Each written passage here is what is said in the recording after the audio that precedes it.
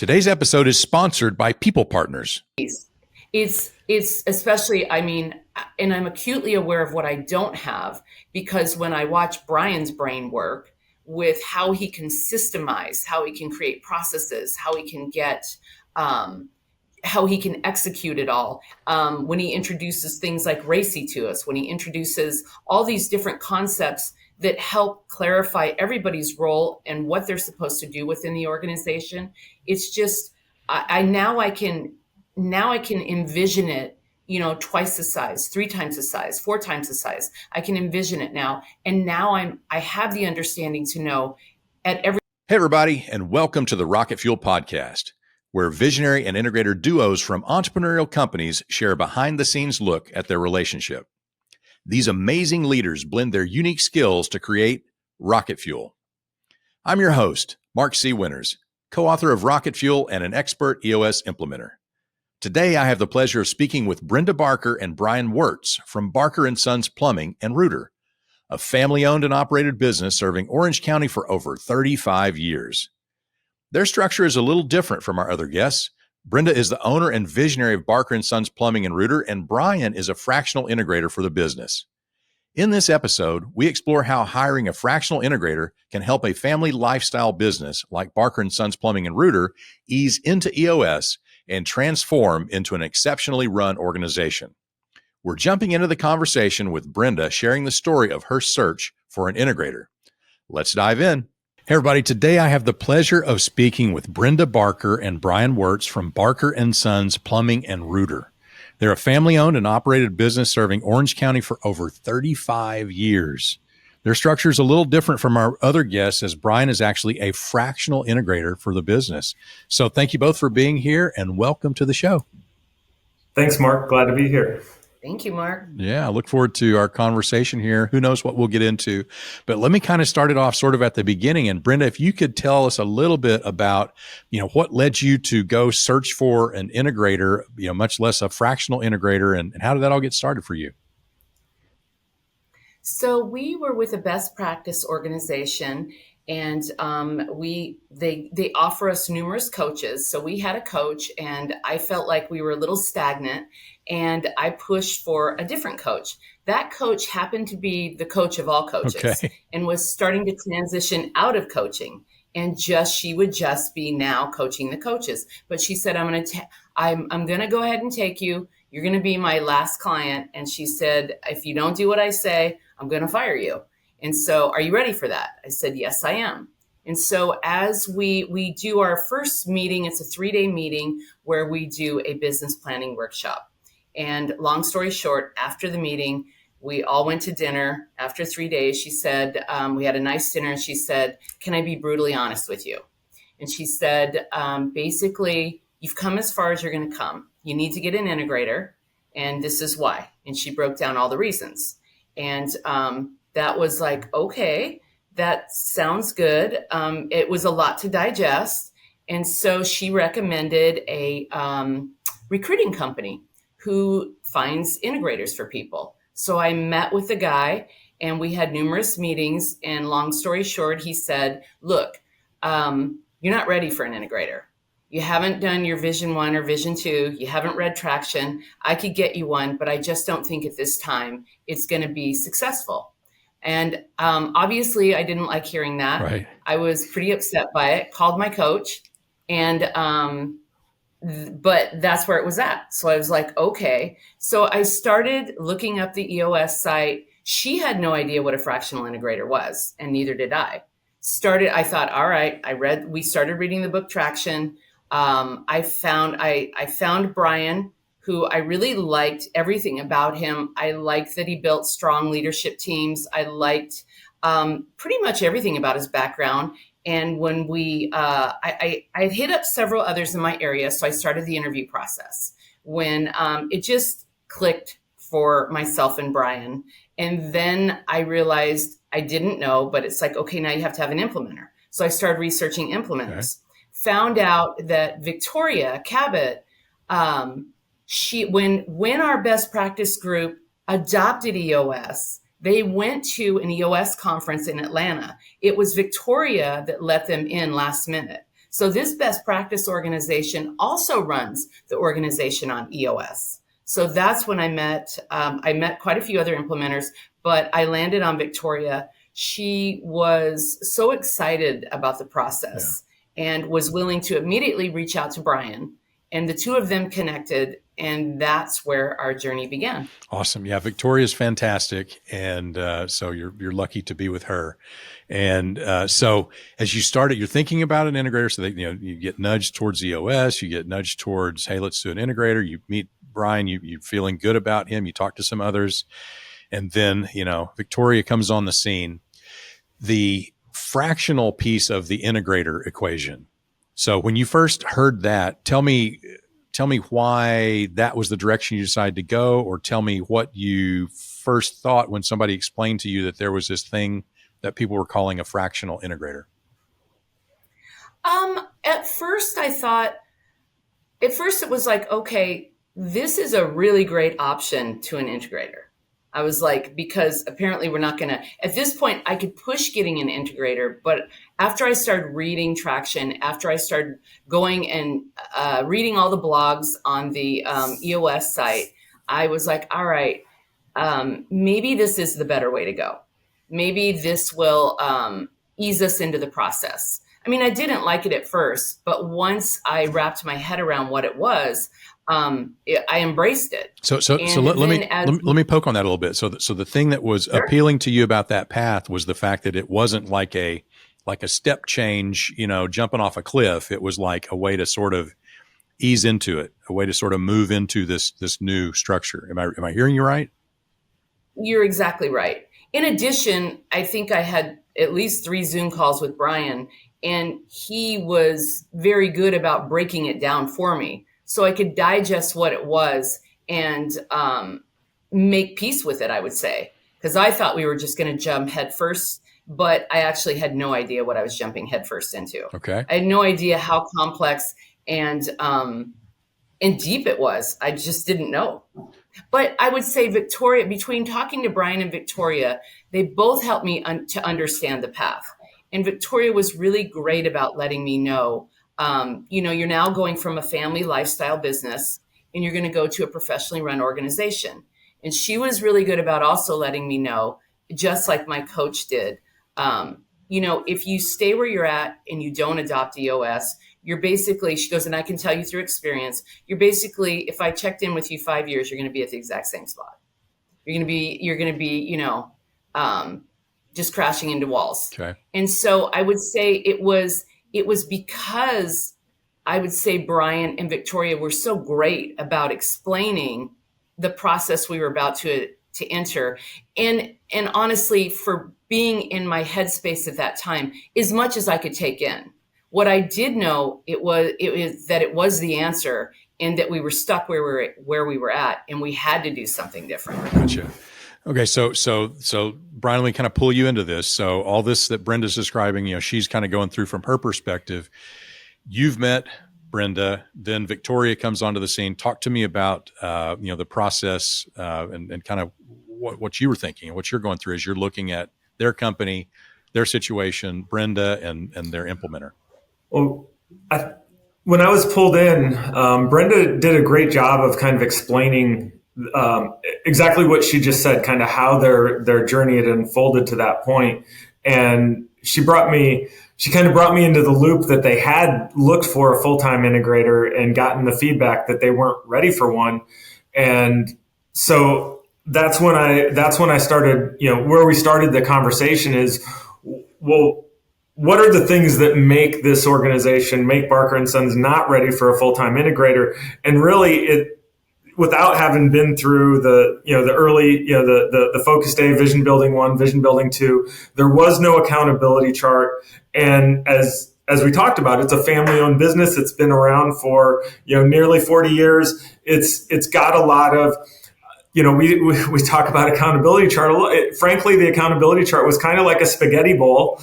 And it's gotten a lot more. It's gotten a lot more clear over the last nearly year and a half. But at the front end, it would have been tough for an integrator to come in and unless they were really good at kind of peeling an onion back and figuring out the pieces and where they go, I think it would have been tough for an integrator to come in, figure out how to even get going. So what we started the conversation with is, I said, I think I can help in setting the conditions so that you're ready for somebody to come in and really be that full-time person that can help you run effectively.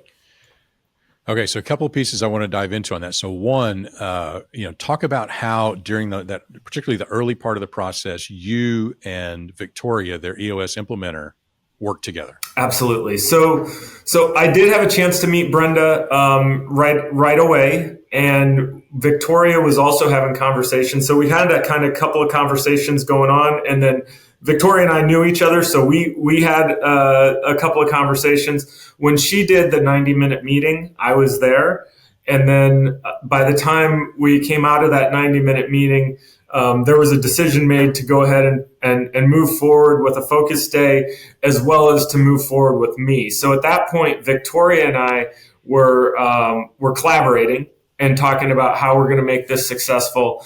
And we even kind of started using the better together phrasing of the fact that we can both, they're bringing us both in to help get things set and get them set right. We can really be contributing to each other, because one of the things Victoria and I know other implementers have said a lot of times when they go in and do focus days, do vision building 1, vision building 2, is it's great. Everyone's excited in the room. There's a lot of synergy, and people commit to to-dos and next steps, and then they leave, and then life hits them, and 30 days later they come back and nothing's happened. So one of the things as a fractional that I was able to bring, and that Victoria and I even talked about, is I can help make sure that in those interim periods, I'm that connecting file week to week to bring things forward. And so that was part of our collaboration. Yeah, so I love that. And really for those who aren't clear, the integrator and the implementer, they're very different roles, right? So, the implementer's there to teach the system and to teach the tools and the process and really, take on that responsibility, while the integrator is there to make sure it's happening and following through, that people are, like you said, taking the actions that they committed to take, and that we're really implementing the operating system and sticking to it. The other big thing that's going on there is, it's sort of the question of, all right, is this the long-term answer?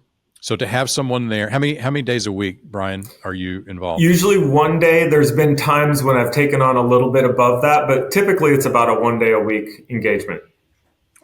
Okay. And so the long-term vision, though, is what? So Brenda, when you think down the road, I don't know how far, but is it always you need an integrator 1 day a week, or is there a point in time where you need more than that, or you need maybe even a full-time integrator? What's your view on that? Oh, absolutely. We know we need a full-time integrator. Okay. And so, and Brian explained, initially that part of a fractional integrator is to work themselves out of being, basically out of a job, is to move towards a full-time integrator. And so I definitely know we need one. I mean, I wish that he could be here every day of the week. I mean, I'm bummed he is a fractional integrator. Yeah, so it's funny. That's sort of what happens a lot of times. Is it's almost like dating, right? And so a company will start with somebody on a less than full-time basis, but they like them, right? It works. They get to know the person. They build a relationship. There's more trust, and sometimes that relationship, another model. There's all different models out there, but sometimes that relationship grows to where that actually becomes the full-time integrator. Brian's model is he comes in and he helps you get pointed in the right direction, and then helps you find or get ready for and solve then whatever the next move is. It'd probably be helpful for our listeners to talk a little bit about this fractional integrator term. And Brian, you've probably heard me talk about this before, because the fractional word I think has gotten misconstrued in a number of situations. And so, I think about it as simply a function of two things. One is how many days a week, or really what percentage of an individual's full-time capacity is being devoted to that seat. because we also have some integrators that, they may be full-time for the company, but they're, a quarter time in the integrator seat because they're also in the ops seat, or they're also in the finance seat, right? So they're kind of having to spread their energy around. So it's about how much of your time that you're able to dedicate to the seat. And the other one, I call it engagement. And so some people hear integrator and they think less than full time, and they think, okay, I need an integrator to come in and run my level 10s. And so when I hear that, it's like, no. That's, a lot of people, anybody on the leadership team can run a level 10. That's not what we need. It's, the way we describe the role of the integrator and, creating accountability and really kind of bringing the leadership team together and keeping things moving forward, helping break through the ties and having this relationship, this deep relationship with the visionary. That's what we're talking about. And that's what we're striving for. So, Brenda or Brian, either one of you, I'd kind of be interested in your perspective. Okay, so Brian's there one day a week. What level of engagement would you say that he's having, or Brian, that you're having, in terms of the list of things that we would love if a fully engaged integrator to be focused on and doing? Either one of you can take that. Brenda, do you want to go first? I would say that it's amazing what one day a week can do, and it's definitely. I think everybody thinks initially it's about an L10. It's not. It's everything that happens after the L10. And it's everything that happens after the accountability chart's created. It's all of that I see that makes me long for it. But it's pretty amazing what Brian can do in one day. He can sit in on a meeting with our coach and know exactly where our P&L is. He can hold people accountable. He can initiate quarterly conversations. He can get somebody going on creating processes within Playbook. Like, he does a lot in that one day. He gets a lot of things moving that have to continue throughout the week. And so, what I've definitely learned is it's the L10 is just, the tip of the iceberg. Yep. It's not what they do. Love hearing that. Brian, what would you I would add, so it's very much not about the time. The time is what it is. It is a day, but it's how do you make the most of that? And I think whether you're fractional or you're full time, it's relationships. Leadership plus management equals accountability. But what's all that mean? It's relationships. You have to get individuals who sit in leadership team seats, sometimes other seats. You have to get them engaged and feeling like what you're doing matters, what they're doing matters, that they care to deliver. And then we have to solve a lot. So I'd say a good percentage of it is relationships. And then we IDS our butts off in the L10 and outside the L10. One of the things that has been a big factor of success, and Brenda mentioned Playbook, as we've worked on how do we solve the issues that keep happening over and over again permanently. When big things happen, it doesn't have to be in the L10. We bring the right people into the room. And this is just something that I carry in my background, is I'm really good at process mapping. I'm really good at leading a conversation to figure out who's doing what, where it goes. And so we've done a lot of whiteboarding. And then we were fortunate enough to have somebody who really had a great talent at taking the products of our whiteboarding and capturing it. And we just started throwing it into a tool. There's a lot of tools out there. We use Playbook Builder, but we just started throwing it into a tool. And after a little bit of time, we actually found ourselves having some processes documented and in place. And so it's relationships on the people side. And then in solving issues, if you just solve them and you don't capture what you're doing, you're having a little bit of impact. But doing both of those, solving them and capturing them, that's been like a huge multiplying effect on our time. So those are two major things that day a week accomplishes. So where are you for that day a week? Are you virtual zooming in? Are you on site? Are you a combination of both? I come on site. I find anytime I'm able to be on site, I really find that to be the most beneficial. Over the time we've worked together, I have done some additional things that I've done remotely but that's usually in addition to the 1 day on site. Brenda, talk to me about that. So, do you think being on site is essential for effectiveness? Do you think it plays a role? Do you think somebody that was trying to do it remotely, it would be impossible or just harder? What's your view on it? For me, when I interviewed Brian, I was adamant it had to be on site. And so that 1 day a week, I look forward to it, and we get so many things done. And as Brian said, though, there's a considerable amount of things that he can do offsite too, especially when we have big projects going and stuff, like when we were talking about Playbook and things like that. He can check in with the person doing it and keep that project going. Many things like that he can keep going. And so there are times where it's like, hey, I can do this offsite too. But that 1 day a week is, for me personally, as a visionary. Expensive labor costs compromising your ability to achieve your EOS goals and rocks? Struggling to scale your team to fulfill your VTO while also hitting profit targets? People Partners can change that. Their tailored offshore staffing solutions ensure you get the right people in the right seats. Starting at $11.71 per month, People Partners can help you enhance operational efficiency and profitability. Go to peoplepartnersbpo.com today. And so, you're typically that 1 day as a block. So Brian's on site on, whatever day of the week it is. I mean, that's typically how it works. Yes. And so then, yes, and it's pre-planned. There's a lot of stuff going on already. Right, so we know that day is going to be go time. Yep. Packing that day to make it optimally efficient and effective, right? And so in between, what does the communication look like?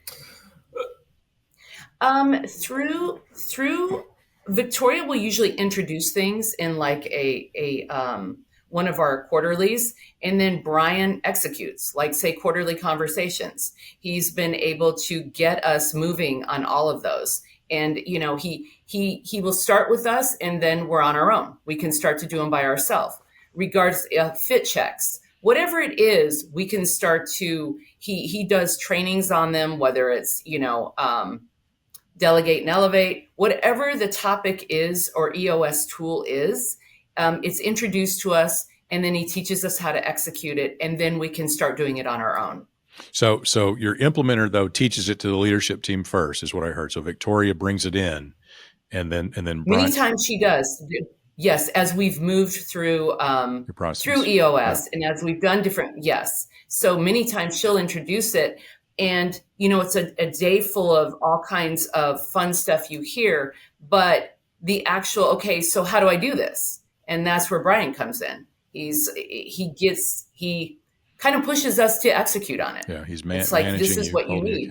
Everything you're describing in an issue you're having in your business is related to this. And every time we adopt a new tool within EOS, it's like, oh, I get it now. Okay, this is why you do that. This is how it makes a difference. This is how you keep the traction going if you keep up with these tools.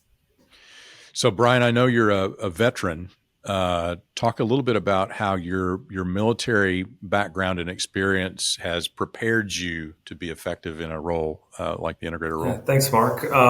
Absolutely. So as I retired from the Marine Corps about 10 years ago. I spent about 20 years, around 20 years on active duty, and had a great time doing it. When I came out, I really focused mostly on just taking roles that would give me a general business, generalist experience. And about 5 years ago, another veteran recommended me to the book Rocket Fuel. I read it, and this whole concept of a visionary and integrator, it rhymed a lot. It sounded a lot like something I did in the military, which you have commanding officers and executive officers. It's a number one and number two command.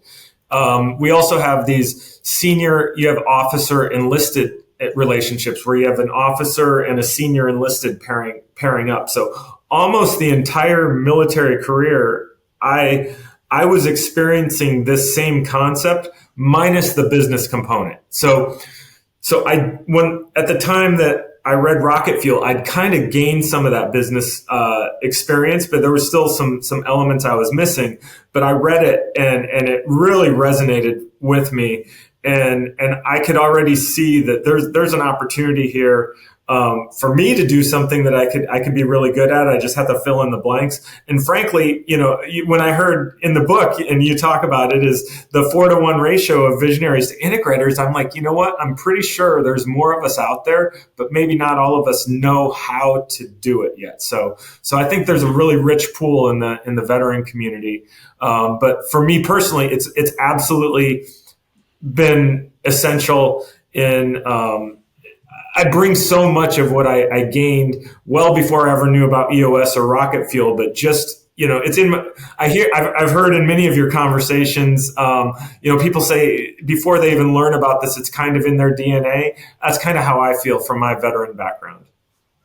Yeah, I would agree. I think that's a rich pool of potential integrators. So Brenda, let's go back to the accountability chart for a sec. So Brian said it was a bowl of spaghetti. Right. So when you get into that, you're kind of unwinding the bowl of spaghetti. So from your perspective, talk about what that experience was like to take it from a bowl of spaghetti to, I don't know what we turned it into, but a more structured,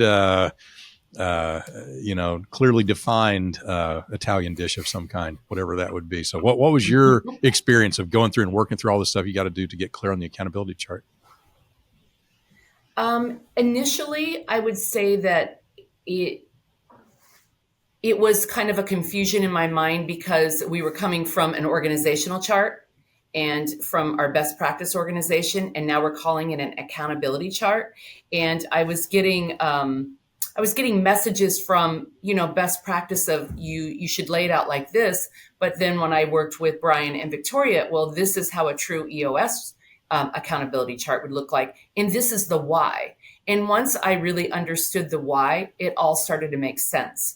And as we trickled it down throughout the organization, it started to eliminate a lot of problems. Because then we started to hear about end runs and all the different things that happened as a result of, first of all, not having an accountability chart. Second of all, not living by it. And then teaching everybody within the organization where you're at on this chart and why and how you function as a result of it. And it started to bring order. Love that. Brian, what was tricky about it? What was challenging about working through their accountability chart from wherever the structure was before that?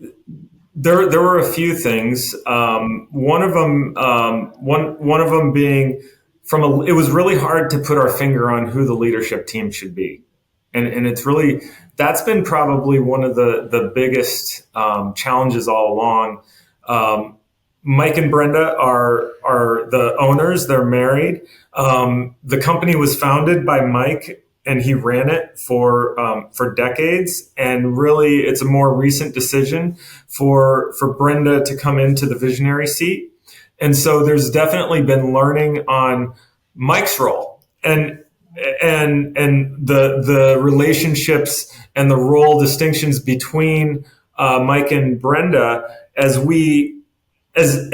you can imagine over time, as they're both working in the business, there's aspects of all sorts of different processes where a little bit of it is started right here and then it comes over here and it goes back and then somebody else gets involved, but they don't get their thing done. So now we have to bring in. So it was really complicated.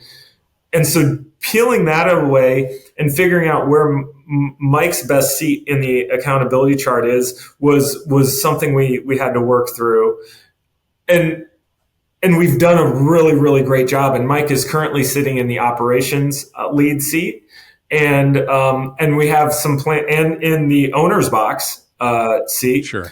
And we have a long-term vision of where Mike goes, which is actually kind of growing something that gives him a chance to get back to his visionary roots, which is very training and development related. So there's probably a spin-off that allows Mike a future visionary seat again. So he's in an ops seat now. That was probably, there's one other thing, but that was probably one of the biggest things that we've worked through and learned through. Yeah, I can imagine. So kind of start to finish, how long did it take to get clarity on the accountability chart structure? Brenda, I'll let you. A long time. What's a long time? A year? Yes, a little bit longer than that. Yeah. And I'll tell you why, because even though Mike nominated me to be the visionary, because when we became a little bit, when I asked for that new coach and we became a little bit stagnant, it was, that's where I kind of just stepped into a different direction, because I started to take the lead on, look, we're going to get people that can teach us how to do it. That's not going to be easy, but it's what we need to do. And the big loud thing that came through our coach and through EOS is nothing happens until the leaders change. If we don't grow, it's not going to happen. So I think it was perfect for Mike to nominate me as visionary, but then what does he do with himself? Right. Because now he's still, even though I'm sitting in the visionary, he's grasping at every vine there is in the organization to hold on. And so it took a lot of, I would say, mentorship by Brian to work with Mike. That was what was upending our accountability chart, because Mike was jumping all over the place. Totally. He didn't know what to do with his visionary now. Totally. And so Brian and Victoria have been really good about letting him know, if you work yourself out of this role and get into training and developing, there's a whole aspect over here where you can be a visionary. But in the midst of that, I will give it to Mike. He's grown a lot. And that was incredibly necessary for us to move past where we were at. Because you did have, and he will admit, for him, even though he wasn't in the visionary role, he couldn't let go of the vine. He was struggling hard with that. And we went back to that first chapter a lot. Yeah. It's a lot of, and so, yeah, it was a real flip flop. And I think that's what made the accountability chart kind of go on for a long time, because he had to understand his role in it. And he did. Yeah, I get it. But it was through lots and lots and lots and lots of Brian working with him and Victoria in our quarterlies. Yeah, there's a lot of inertia around, habits, the way it's always been done. Right. And so it sometimes takes a while to refocus that energy in a different way. So Brian, let me ask you this. So you, in the integrator role, integrator does a lot of tough things, but in the integrator role, you now have the one of the owners and the spouse of the visionary reporting directly to you in that ops seat. So you're charged with holding them accountable. How's that? There's times that it's easier than others. I bet. Because especially being fractional, it even reduces my footprint a little more.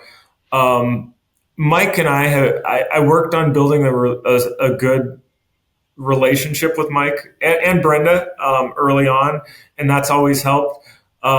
We were at a critical point, I'd say 5-6 months ago, and I thought that I was really limited, because we needed Mike's buy-in on certain actions to be able to move forward.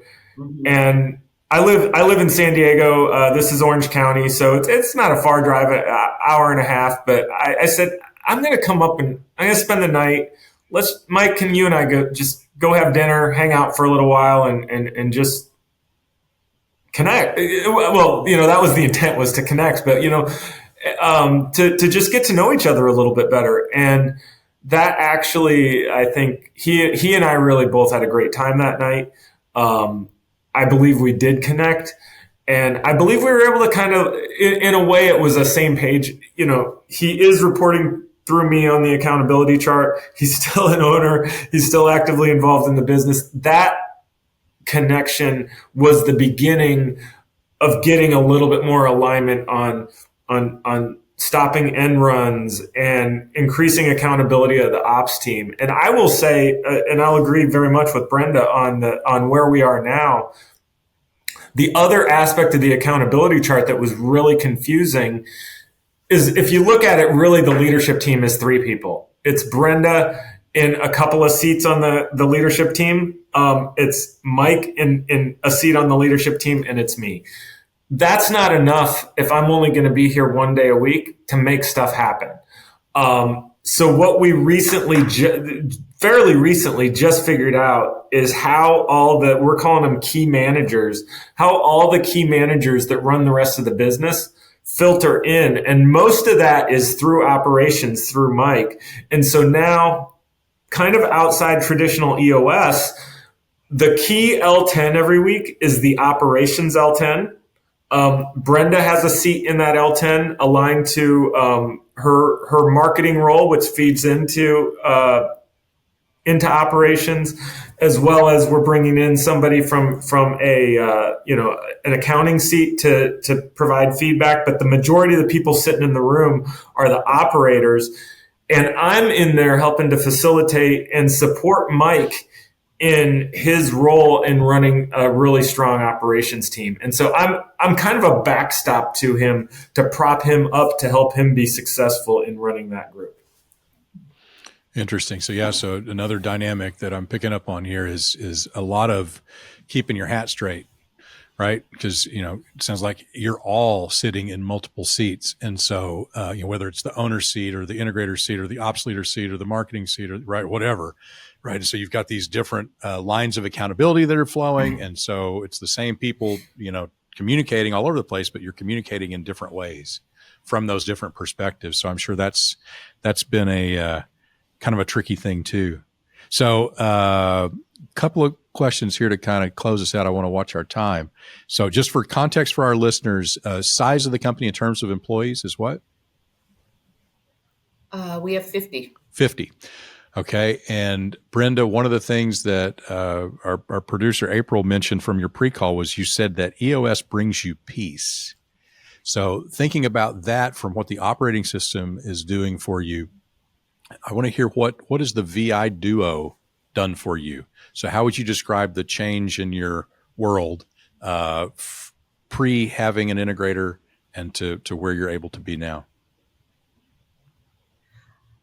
Pre having an integrator, I didn't feel like I had the adequate tools. I honestly knew I was missing something, but I didn't know what I was missing.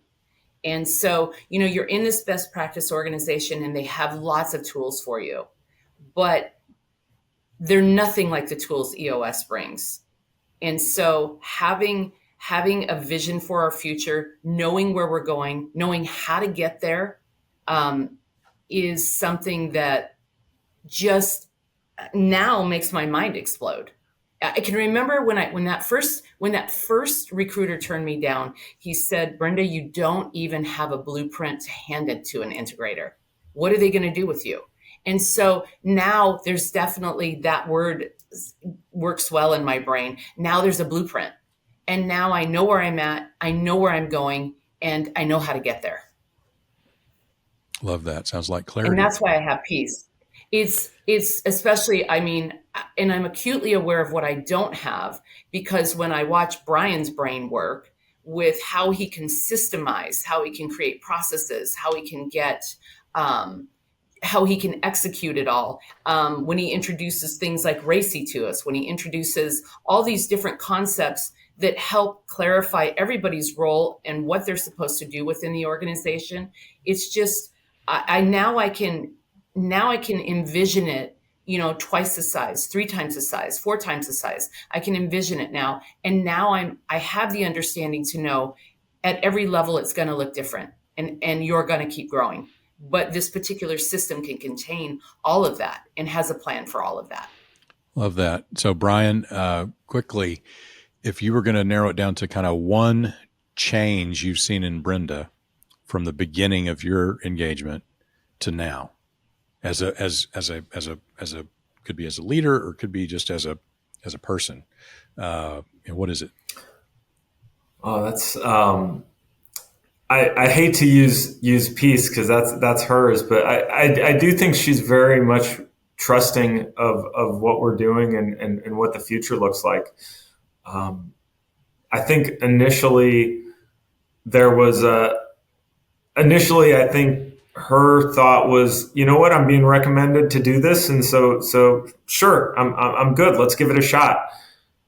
I think now, if you put it in a GWC, I think Brenda's gets it is like, it's way up at the top. She gets what all this is doing and the impact.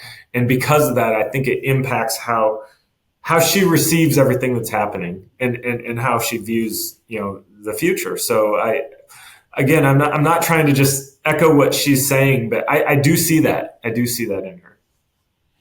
Very cool. Very cool. So if our listeners want to reach out to learn more about Barker and Sons or either one of you, what's the best way for them to do that? Brenda? They can reach out to me on my email. They can reach out. I mean, I don't know what you want me to give, but I'm open to anybody reaching out. I would love for anyone to do this journey. Okay, that's cool. Thanks for that. And by email, Brian at winningwithwarriors.com. And I'm also available. I'm part of the Rocket Fuel University Integrator Mastery Forum. So there's a directory on that website. You can find me on that directory as well. So you can email me directly, or you can reach out to me through that directory, or on LinkedIn. Love to connect on LinkedIn. All those places. Yeah, you can connect on LinkedIn. Yeah. And mine is Brenda at barkerandsonsplumbing.com. And then that's probably the website, right? barkerandsonsplumbing.com. Yes. Okay. Very cool. Well, first, my utmost gratitude to both of you for taking some time to visit with us today. And we're trying to help people here, right? And we're trying to help them maybe avoid some of the mistakes that we've all made. And if we don't all have to make every single mistake ourselves, maybe we can be lucky enough to learn from someone else's and get there a little bit faster with a little bit less pain. That's a big win for everybody. So I know you've helped our listeners today. And to our listeners, thanks for listening. If you are enjoying this program and you're getting something helpful out of it, please tell somebody. Leave us a review. That just helps more people find out about us and helps us help more people. So that's it for this episode. Brenda and Brian, thanks so much to both of you. And until next time, go Rocket. Hey everybody, what a great conversation with Brenda and Brian. So now let's go to the Rocket Fuel toolbox. And a couple of things that jumped out for me. One was the accountability chart, right? They talked about the bowl of spaghetti and, the accountability chart. It took them a year to work through it. A lot of issues going on there. They talked about the reasons why, but as a tool, it's so important to get clear on your structure and get alignment around that structure and commitment really to moving in that direction amongst the leadership team. And once you have that, everything else kind of starts to line up. All the roles become clear. People know what's expected of them. We talk about crystal clear expectations around the roles in each seat on the accountability chart, so we don't, step on each other or have these big gaps that are uncovered. So that was a really big deal for them. But another part of it was because of Mike's role, which they talked about.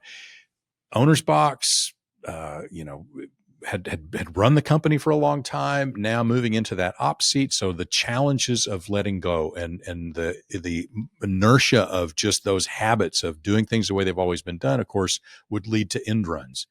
Easy for Mike to go around the integrator and go to his spouse that's now sitting in the visionary seat and really go not just there, but a lot of other different directions. And I would suspect there's some of that coming the other direction from the visionary to the ops leader. So working through that, figuring out how to eliminate those end runs and really drive people back to the integrator. And it sounds like they did a good job of that. And actually, Brenda talked about the critical nature of Brian's role in mentoring Mike in terms of why. Why are we doing that this way? What are we really trying to accomplish here? And then him over time, really embracing that and grow. They talked about growing into the role. So love the use of the accountability chart there, the recognition of end runs and actively going to change that behavior. We talked a little bit about the fractional integrator term. Again, this one, I described what it is. We want an integrator that's fully engaged in all of the things it means to be an integrator. So Brenda repeatedly said, it's not just about the level 10. It's not just about the level 10. That's just the tip of the iceberg. It's about being the leader in terms of accountability, modeling what it looks like to have great LMA in the organization, creating alignment amongst that leadership team and keeping everybody moving forward, setting the tempo, beating the drum.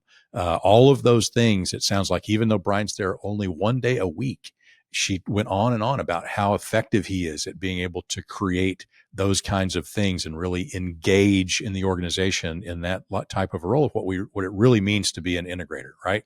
So don't get distracted by this fractional term. All it means is part-time. And so it's less than full-time, which can be true even if you're a full-time employee, but you're just sitting in multiple seats. So we're working towards a situation in most companies where you can be full-time and you can be fully engaged in that role of what it means to be an integrator. So that's what we're striving for. We're not looking for somebody who just is there part-time and just facilitates your level 10s. That's not being an integrator. And then the last thing you heard mentioned right there at the end was Brian's a member of the Integrator Mastery Forum. And it's just a reflection of his commitment to be truly great and master his craft and be the best integrator he can possibly be. And so hopefully you saw some of that coming across in the interview. And so a couple of things here. Just a reminder for folks to go to rocketfueluniversity.com, take the assessment. It's going to help you get clear on where you stand in this whole visionary integrator world and that structure. If it can be helpful for you, find out about other tools that we have there. You can learn a lot just by taking advantage of the free resources we have. And then join our community of visionaries and integrators and keep learning from each other, asking questions, getting them answered, sharing experiences. That's how we all go farther faster. So that's it for this episode. Appreciate you being here and listening with us. And until next time, go Rocket. Whether you're a visionary or an integrator, Rocket Fuel University was created to help you master your craft and get more out of your business. If you haven't already, join now to access resources like educational videos, interactive community forums, and monthly IDS sessions, all for free. Go to rocketfueluniversity.com to get started.